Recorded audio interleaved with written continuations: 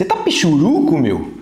E aí, plantoneiro, como é que você trata um caso de delírio no pronto-socorro com segurança? Vem comigo!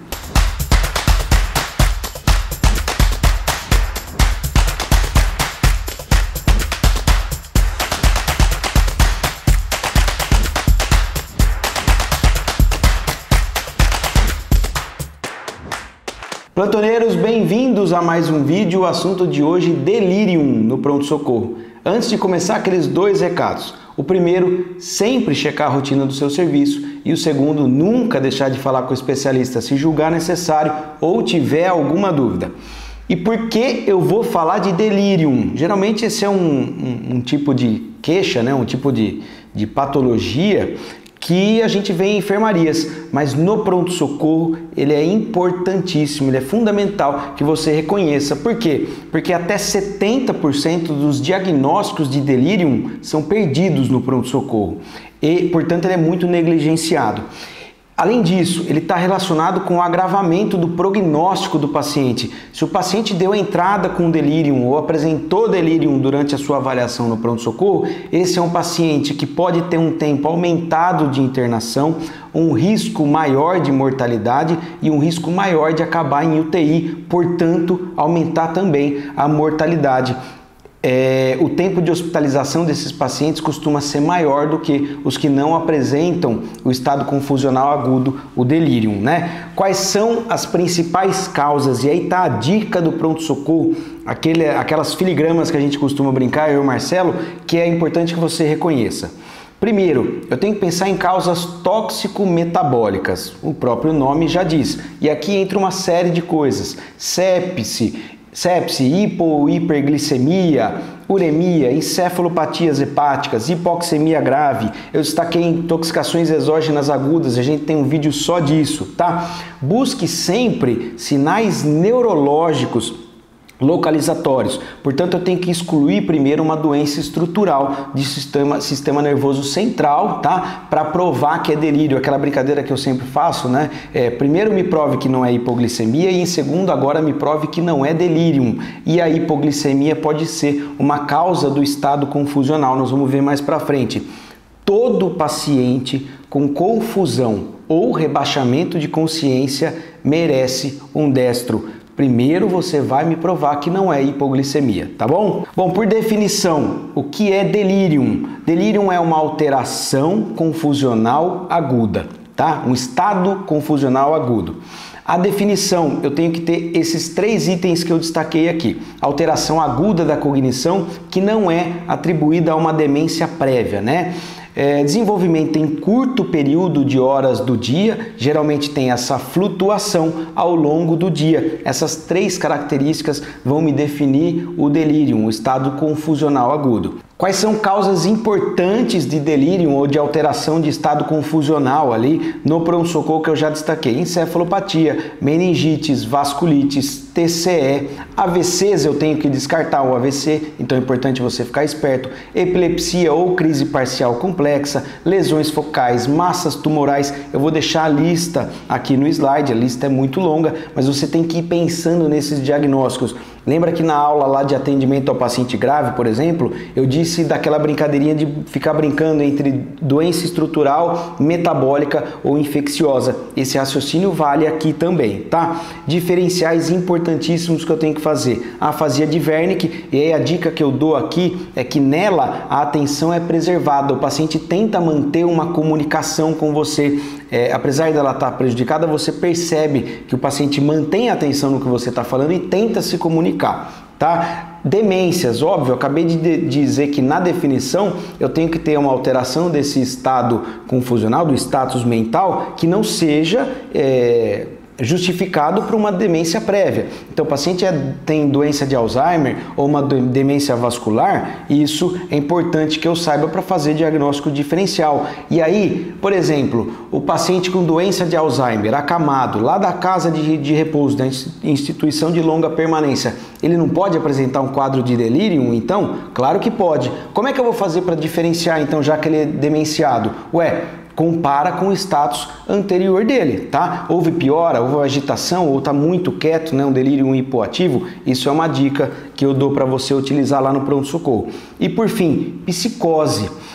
Pacientes que apresentam quadros psicóticos, geralmente eles têm a alucinação do tipo auditiva. Já o delírio, eles têm a alucinação, do tipo visual. Isso é importante você diferenciar. Então, aquele vozinho da casa de repouso, por exemplo, começou a ver animais, começou a ver pessoas. Ele fala para você que está tendo alucinação, ou a acompanhante, via de regra, né, diz que ele está alucinando, apresentando esses quadros, e aí é importante você diferenciar de psicose. Quais são os pilares do tratamento e a abordagem? Nós vamos falar da medicamentosa, né? Quais medicamentos a gente pode utilizar no delírio, e as comportamentais. Portanto, é importantíssimo você saber orientar a família, ou que no seu hospital, em casos de internação, isso seja aplicado, porque vai ser um pilar do tratamento do delírio. Quais são esses pilares? Primeiro, tratar a causa base que causa agitação. Essa agitação está sendo causada por infecção? Vamos tratar por uma infecção.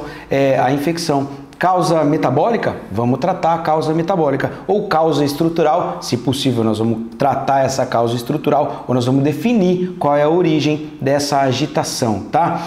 Pacientes que estão, obviamente, né, eu estou pensando, quando a gente fala de delírio, nós temos duas apresentações, o hiperativo, que é mais comum, e o hipoativo. Então, pacientes que estão muito agitados, a gente pode, caso ele ofereça risco para si ou para a equipe, a gente até pode pensar em conter a princípio, né, para diminuir essa agitação. Mas lembra que essa contenção tem que ser por um menor tempo possível, porque isso pode piorar o quadro de delírio do seu paciente. Em hipoativos não cabe a contenção, né? Medidas comportamentais que eu falei são fundamentais. Eu vou deixar lá no Instagram quais são as medidas comportamentais que você pode e deve utilizar como estratégia para o tratamento do delírio. 3 aspectos fundamentais de quadros confusionais. Primeiro, o distúrbio da vigilância e o aumento do nível de distração. O paciente não consegue manter por muito tempo a atenção ao que você está falando ou a atenção aos estímulos, tá? A incapacidade de manter coerência e pensamento. O paciente está, entre aspas, tá? Tô brincando aqui só para você entender, viajando na maionese, está falando borracha, groselha. Incapacidade de executar uma série de movimentos com um objetivo definido, tá? Esses são três aspectos fundamentais. Tem alguns fatores de risco que são associados a delírio, então, idade acima de 75 anos, prejuízo cognitivo pré-existente, episódios prévios de delírio, depressão, uso abusivo de álcool, AVC prévio, comorbidades graves. Eu deixei a listinha aqui para vocês. Os precipitantes são diversos, eu também vou deixar lá no Instagram para vocês darem uma olhada. Como é que eu vou abordar esse paciente do delírio lá no pronto-socorro? Eu vou seguir 3 passos. Primeiro, eu vou fazer uma glicemia capilar, o destro do paciente. Por quê? Você vai me provar que não é hipoglicemia, tá? Segundo, vou sempre priorizar o ABCDE e manter estabilidade. O que a gente sempre brinca, mantenha vivo e respirando. O paciente está estável, pronto, agora a gente vai para o terceiro passo, que é buscar de imediato a causa, o fator causal daquele delírio. É infeccioso? É metabólico? É uma intoxicação? Muitas vezes o paciente está intoxicado por benzodiazepínico ou por opioide. É um caso de hipotensão, hipoxemia? Então, você vai tratar a causa base para diminuir, né, e para tratar o delírio. Agora, nós vamos partir para o tratamento em 3 tópicos. Eu busquei e tratei a causa específica. Por exemplo, era um distúrbio hidroeletrolítico, eu corrigi. Ou era infeccioso, estou tratando a infecção. Esse é o primeiro passo. O segundo, quais são as medicações que eu vou utilizar para delírio? Isso aí nós vamos discutir daqui a pouco, daqui 2 slides. E terceiro, as medidas inespecíficas, que são as comportamentais, que são as ambientais, que são fundamentais para você abordar esse tipo de queixa. lá no pronto-socorro, via de regra, afastei sinal de alarme, fiz o destro, provei que não é hipoglicemia, mantive a estabilidade hemodinâmica do meu paciente. Eu posso utilizar um Mini-Mental para avaliar a cognição, nem sempre ele é utilizado. No pronto-socorro a gente não consegue muitas vezes fazer a avaliação de Mini-Mental, apesar dele não ser tão longo, essa avaliação muitas vezes é prejudicada, mas é uma ferramenta que a gente pode utilizar. E o CAN, né, que é para a gente fazer o diagnóstico. Eu já vou falar como é que é o CAN. É importante que a gente saiba quais são os critérios, isso aí você tem disponível na internet, mas o importante é você saber quais os critérios que fecham o diagnóstico de delírio. Exames vão ser direcionados de acordo com as queixas, né? Mas via de regra a gente vai fazer o básico ali do pronto-socorro, né? O rastreio infeccioso e metabólico do paciente, eletro e destro, e isso já está de bom tamanho. Tomografia ou exame de imagem quando for aplicável, se eu estou pensando em doença estrutural ou uma causa neurológica, em caso de déficit focal, a gente usa a tomografia de crânio, tá? Então, quais exames básicos? Hemograma, função renal e hepática, eletrólitos, uma gasometria, urina 1 e raio-x de tórax. Pensei em metabólico, pensei em infeccioso. Líquido cefalorraquidiano, o líquor, né? Se aplicável ou houver suspeita de meningite, você pode solicitar, beleza? Sobre o CAN, que é o método de avaliação de confusão para detecção de delírio, nós temos 4 critérios, eu vou deixar aqui para vocês lerem, né? O texto em si, mas o primeiro critério, se o início é agudo e há flutuação no curso, esse é um critério. O segundo, o paciente não mantém nível de atenção, ele tem a desatenção. Terceiro, pensamento é desorganizado. E o quarto, alteração do nível de consciência. É preciso que você tenha 1, 2 e 3 como obrigatórios ou 1, 2 e 4. Portanto, o 1 e o 2 são obrigatórios. Agora você vê se o paciente preenche 3 ou 4 como critério para fechar diagnóstico de delírio. Lembrando, outro detalhe que é importante, você pensar em encefalopatias metabólicas, tá? Você tem que excluir e pensar nas causas desse delírio, tá? Bom, agora que eu fiz o diagnóstico de delírio, como eu faço o tratamento? Em casos leves a moderados, eu posso utilizar o Aldol de 1 a 10 mg até mesmo via oral, ou neurolépticos atípicos como a risperidona, tá? Casos graves, eu vou utilizar o Aldol 5 mg intramuscular ou via oral, de preferência o intramuscular, tá? Podendo repetir até 30 minutos, se necessário, dobrando a dose. Óbvio, se eu estou dobrando a dose do Aldol, esse paciente tem que ser monitorizado, tá? Qual é o limite de Aldol? 100 mg em 24 horas, é bastante coisa. Eu nunca precisei chegar nesse nível, né, de Aldol, mas é um nível de que até ele melhore ou ainda passe a apresentar efeitos colaterais. O mais comum é a distonia. Vou te dar um exemplo prático. Fiz 5 mg, não funcionou. Dali 30 minutos eu monitorizei meu paciente e apliquei agora 10 mg. Não funcionou, eu posso dobrar minha dose.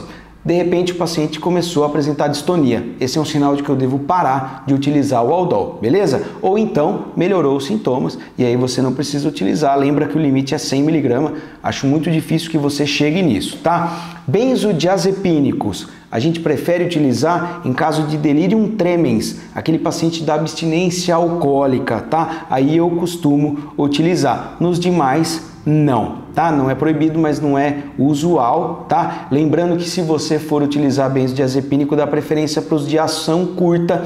Geralmente o que está padronizado é o lorazepam, tá? Fique de olho no nível de sedação, monitore esse paciente e veja o padrão respiratório dele para você observar, principalmente num delirium tremens, né? Se o paciente estiver na abstinência, vai bem, mas você tem que ficar de olho.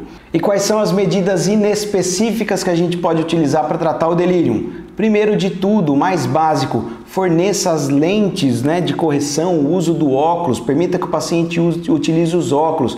Peça para que os familiares tragam o aparelho auditivo se for o caso. Utilização de relógio, calendários, fotos de familiares. A iluminação do ambiente também é importante, então manter janelas abertas para que o paciente saiba quando é dia e quando é noite. Permita que esse paciente, se possível, né, deambule pelas dependências ali do hospital, tudo isso vai contribuir para que você trate o delírio e esse paciente saia do quadro de forma mais rápida, tá bom? Isso é fundamental. Bom, galera, é isso. Espero que vocês tenham gostado. Lá no Instagram eu vou deixar uma tabela diferenciando delírio de depressão, de esquizofrenia e de quadros demenciais, beleza? Valeu, moçada, um abraço.